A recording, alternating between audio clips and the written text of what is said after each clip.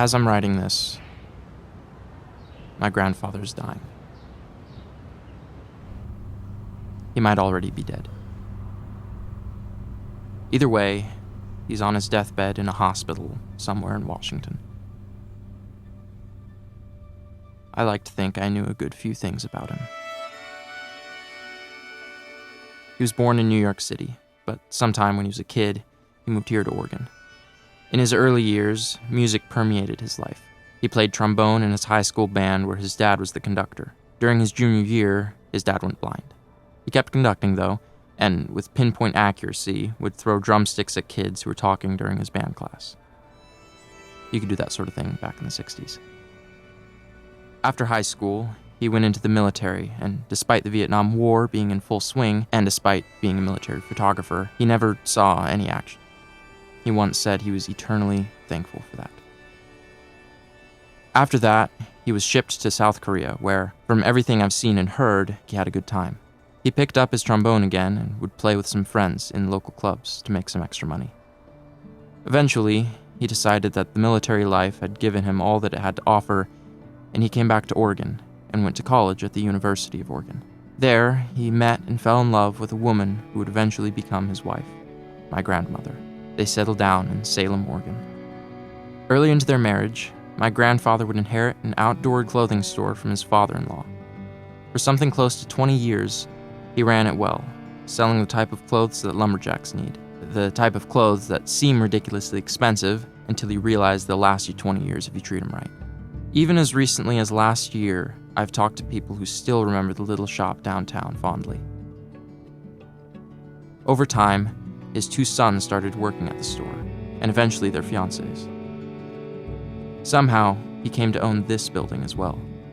I don't know why, maybe it used to be something, but it certainly hasn't been for years. Maybe it was storage. Now, I'm sure it wasn't the perfect life, but if owning a small business that's doing well in a medium-sized town with your sons and their soon-to-be wives isn't the picture of a quote-unquote American dream, I don't know what is. And then, one night, it burned down. No conspiracy, no foul play, just an electrical fire. I think that, other than my grandfather, the fire affected my dad the most. While he's never voiced this, I believed he hoped to someday run the shop hand in hand with my grandfather, and eventually let his father retire, knowing the shop would be in good hands. All the stress eventually broke down my grandparents' marriage, and they divorced. My grandfather moved a couple of hours away to a town named Ben, and with the insurance money from the fire, built up his life again. He opened a new clothing store, he made new friends, and he married again, and divorced again to a woman who's still alive, but I've never met. While he was never known as a selfish man, it was while living in Bend that he became known as a particularly generous one.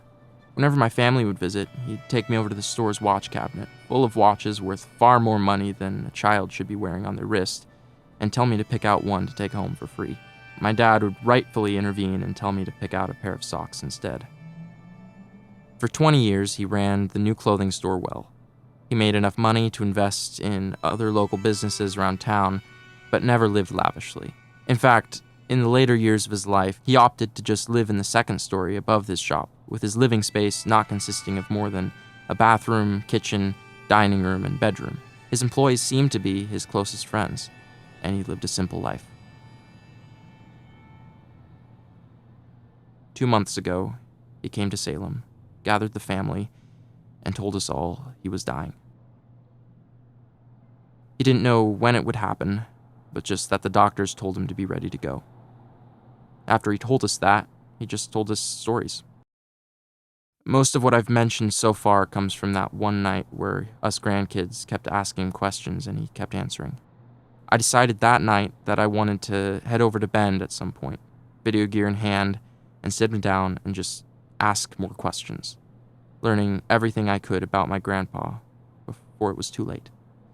I wanted to make something extensive and emotional, to both show him how much I loved him and create something that my family would value for years to come.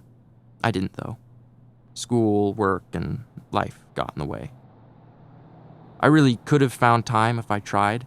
I had 4 weeks of winter break, for crying out loud, and I chose to sit around and watch movies and play video games with my friends instead. A week ago, he fell down the stairs while going from his upstairs space to the shop below. I found out from my dad, who called to tell me that he and my mom were driving over to Bend. My dad has never really been a real men don't cry type of guy, but he just doesn't really cry, at least not in front of me. He was crying on the phone, though. I asked if I should drive over as well, and my dad said no. I told him it wouldn't be a problem, but he insisted I didn't come. A few days later, my mom called and said that he didn't want me to come because he doesn't want me to see someone really dying. Apparently, he'll wake up in the middle of the night after dreaming the faces of others whose deathbeds he's been at. Now, I'm just sitting here in this empty building for what'll be the last time. Tomorrow, it's being sold to the restaurant below. It's probably better that it doesn't just sit around collecting dust, rotting, taking up space.